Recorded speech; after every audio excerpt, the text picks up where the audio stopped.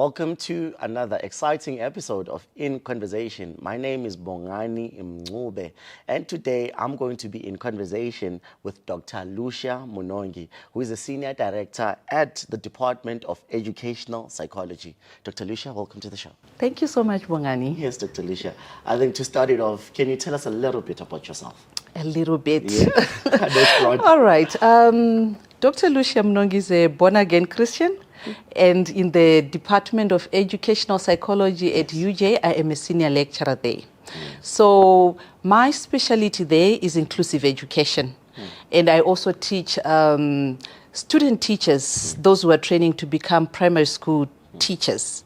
And so my interest basically is in education. Yes. And that is where I think the interest got me. Of course, your article, which is doing rounds and is very informative, about many options available for matric pupils besides varsity. So can you tell me a little bit about that? What is the inspiration or motivation behind that? I see there's already interest on your side that education is part of you and you love education. Yes. So what inspired me to write about this article, by the way, I wrote it with a colleague, Dr. Mawila, who could not be here because he's already on leave.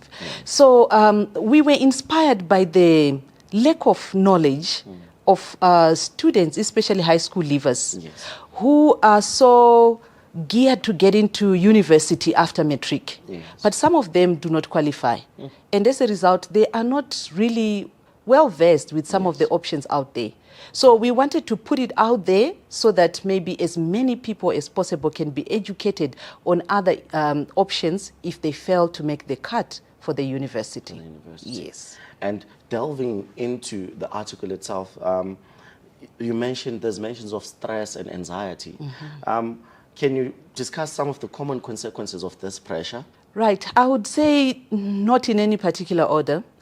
You know, when someone is looking forward to get good results and then they fail to get those, there is some kind of shame that is associated with that. And because you are anxious and you are stressed that I want to perform good, and if you don't do that, it's kind of a shame. And society also have got labels that they put on those people who don't perform well. So as a result, that shame can deteriorate to stress, to anxiety, and even to depression. And in the worst scenarios, we have had stories of learners who have committed suicide because of that.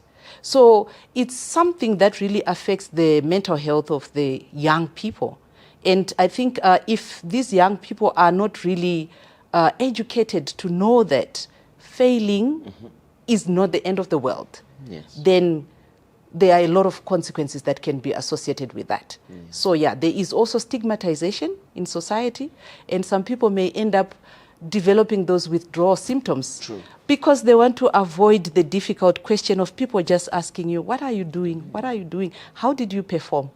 So that can actually be detrimental to their general well-being, especially their mental health. And now bringing in alternative path, because of course maybe the results are not good for you to be admitted into university. What are other alternatives that are available for students? There are quite a lot.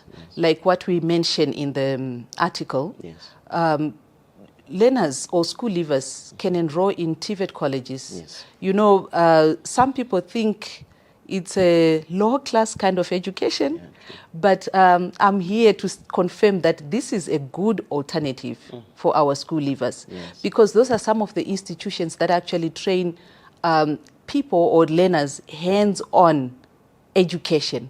When they leave, they are already experienced because they already have attachment experiences as well, practical experiences. And in some cases, you know, we also talk about entrepreneurship in our article. And that is another avenue that we should pursue. We should encourage our young people to pursue. Because these days, given the unemployment rate in South Africa, and even in Africa generally, you will find that our school leavers are stuck in just thinking of going to university and getting a job and getting employed, but they can be employment creators themselves. Yes. So we are encouraging them to think along those ways, to be diversified in their thinking, not just to be, like harnessed to say there's only one path to follow, right? So those are some of the things that they can pursue. And also, repeating Matric as well? Because in the article there, it is mentioned. Yeah, that's true. That's another avenue as well. Yes. As society, we need to know that we are differently abled. True. Not everyone makes it to the cart in the first sitting. So repeating Matric is another avenue. And you find that people might just need a few more points to boost their results so that they can actually get into university where they have desired to go or to pursue other careers that might just need that. So yeah, rewriting your Matric is also a good option. Yes. And taking it from that, students are also within society. I would like to understand the role that society plays. Maybe we can take it from parents, educators. What role can they play in guiding students to these alternatives, probably, if they have failed or doing something with their lives, particularly towards education or improving society? All right. I think the major thing there is support. If there is anything that the communities can do, that the parents and teachers can do, is to support those learners that have failed Matric. And, some of these learners, they just need that little bit of motivation from society. And also, they need to be open-minded about the issue of failing, to say, no, you can still do it. So education also from community will help the learners to realize that, oh, okay, so I can still do something after this failure, because that's not the end of the world after all. Yes. And in those acts of support, I think I would also, as you said, that there's a stigma around TVET colleges or their qualifications. How can we try and improve that perception to make it more appealing to students that there is a future there, and as you said, we are differently built as human beings? Right. I think this is a two-way traffic, if I may say. It's not only up to the learners, but it's also up to the TVET colleges themselves. In my experience of teaching in high schools in South Africa, many years, over 10 years, I have never seen any representative from TVET coming to schools to advertise, to say this is what we offer and this is what you can do after a qualification at TVET. But I've seen university people coming. And whether they're invited by schools or whether they invite themselves, but universities take an initiative to advertise themselves and have themselves known out there. Also, another thing I've noticed, schools don't also organize trips to go to TVET colleges. True. But here at UJ, you see students from different schools coming, being oriented even before they write their Matric. So I think the knowledge of what are TVET colleges, what do they do, how do they benefit our learners, should be advertised a lot. So like what I'm saying, as much as the learner has to do the research or the parents have to assist in that regard, the TVET themselves should also become actively out there, like putting themselves out there by visiting schools and advertising what they are doing. And I'm sure our learners will actually get first-hand information from them. Indeed. And taking it from TVET colleges, I think, as you spoke about entrepreneurial roles, with that qualification, maybe an artisan or something, you can start your own shop after that and explore entrepreneurship. How then do we encourage students to adopt that proactive and innovative mindset so that they are able to be job creators and be able to change society overall? Right. I think our schools have got a big role to play in this one. It must start early. Like I said, I am a teacher by profession.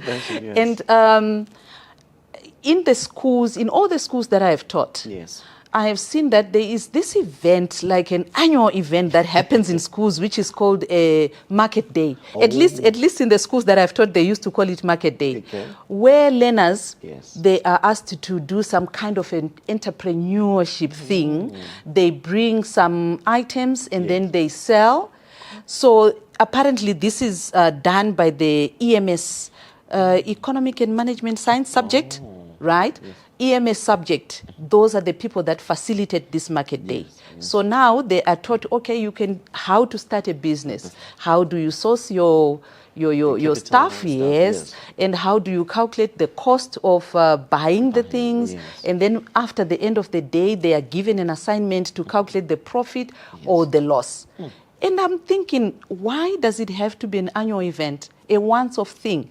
And I think they only do it when they're in grade 9, at least at the schools that I've been in grade 9. Thereafter, I don't really see anything that we are doing as schools to train our learners in entrepreneurship.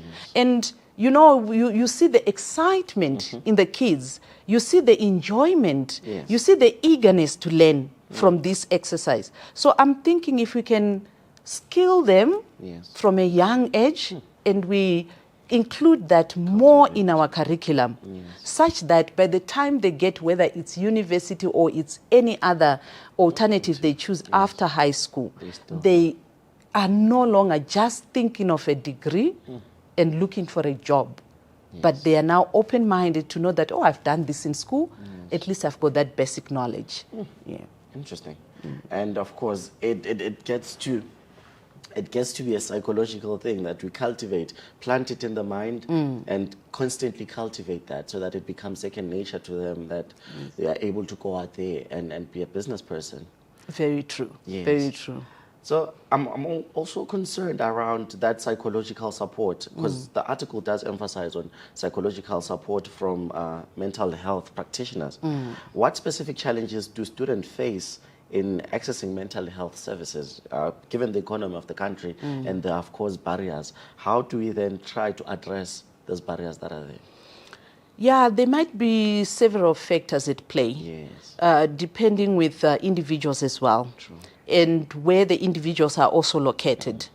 I want to believe that probably one of the challenges that these learners might face is firstly lack of knowledge of where to get help.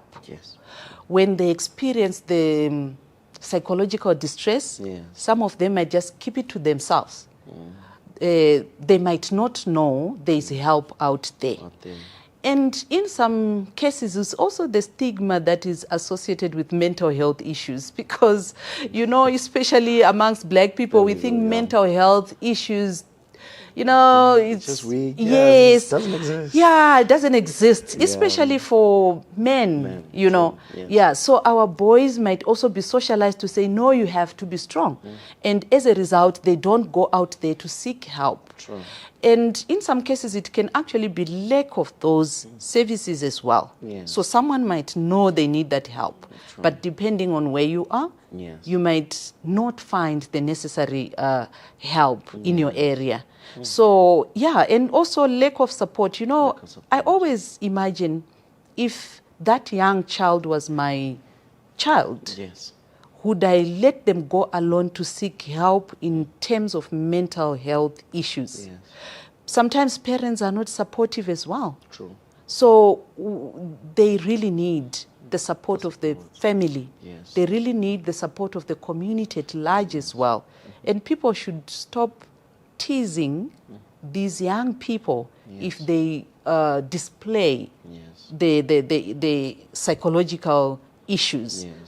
Or what we need to do as society, as family, as friends, whatever, is to actually educate them to say, no, this is not a sign of weakness, but by seeking help, you are actually taking a step towards your maintenance of good health. Interesting. I'd also like to bring in the element of mentors and role models, that how, particularly maybe those that are ahead of the students, probably already in university, have graduated, you know the way. How do we then go back to our communities that we come from to mentor and build a nation. I want to get your view on that as to how can we stimulate that thing, that those that have made it should return back to society. Yeah, I think the major problem is, as people, we are too busy for our young children. We are too busy for this youth. But it is our role, actually. And yeah, we might have made it without mentors, but things have changed these days. Our young people are lacking mentorship a lot. Come to think of it, I never really had someone who I would refer to as a mentor. But now, I don't think I would survive without a mentor. I really need one. And sometimes I look back, I'm like, if I had had that opportunity of having a mentor, things could have been better, maybe. So as society, as people who have made it in life, we need to give back to our young people. And I'm sure in areas that these young people are living, there are some people that they look up to. And my appeal would be, if a young person approaches you, please give them the support. Yes, they need it. Indeed. They need it. Indeed. Well, in closing, are there any additional insights or advice that you would like to provide based on your expertise and research in inclusive education and educational psychology? Right. As an inclusive education specialist, what I've noticed is, all right, there's a module that I teach, and this is specifically for teachers who are already in the field, and they are trying to like boost their qualifications, expand their knowledge of our classrooms. And since we have got inclusive classrooms these days, and the system is encouraging that, you know, learners with learning disabilities, we don't really have to take them to special schools all the time unless they really need that. So what I've discovered is that teachers are having it very hard to manage inclusive classrooms because of different factors. So I would actually encourage all teachers to expand their knowledge in these things. And if you understand the learners that you have in the classroom, you can better support them. And you can actually help them to identify their strengths, because not all of our learners are academically superior, and which are things that actually bring pressure on our kids, because everyone in the classroom is talking about, okay, when I finish Matric, I want to go to this university and that university. And we have got this learner who really knows that they are not even close to that goal, you know. So as teachers, if we know, if we are knowledgeable about those kind of dynamics in classrooms, we will be able to support the learners and try to advise them to develop in the right path, such that even when the results come out, they are not anxious if they don't come with that degree qualification, you know. If they come with a certificate qualification, it's fine. Pursue that route. So that can also help to lessen the anxiety and the stress in our learners. So my point here is the teachers need to upgrade themselves. We are encouraging teachers to upgrade themselves, and we are encouraging even the parents to read, do research about your child, know your child better, and then support them in that direction, instead of setting unachievable goals for a child whom you know maybe they've got challenges academically, but they've got other specialities and abilities that they can pursue. And that can only be successfully done if we know and understand our learners. It isn't it that two-way traffic that you mentioned. Everyone must play a role for this thing to work. That's true. That's true. Even the learners also, it's their responsibilities to know themselves, identify their strengths, their weaknesses, and that's where also the role of the mentor come in. Help them discover themselves. Wow. Well, Dr. Lucia, thank you so much. Oh, thank you, Bongani. Thank you so much. Indeed. Well, we've came to the end of our episode. This was my conversation with Dr. Lucia. My name is Bongani Mncube. I'll see you in the next episode. The University of Johannesburg, the future reimagined.